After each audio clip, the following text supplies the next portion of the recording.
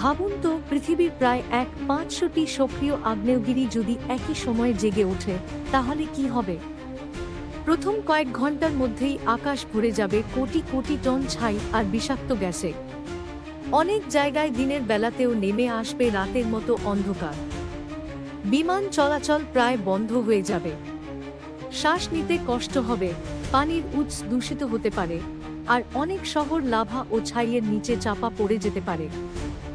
সবচেয়ে ভয়ঙ্কর ব্যাপার হল, বায়ুমণ্ডলে বিপুল পরিমাণ ছাই সূর্যের আলো আটকে দিতে পারে। এর ফলে পৃথিবীর তাপমাত্রা কয়েক বছর ধরে কমে যেতে পারে। বিজ্ঞানীরা একে আগ্নেয় শীতকাল বলে। ফসল উৎপাদন মারাত্মকভাবে কমে যেতে পারে, খাদ্য সংকট তৈরি হতে পারে, আর বিশ্ব অর্থনীতি ভেঙে পড়তে পারে। তবে একটা বিষয় মনে রাখতে হবে, পৃথিবীর সব আগ্নেয়গিরি একসাথে জেগে ওঠার সম্ভাবনা বাস্তবে অত্যন্ত কম।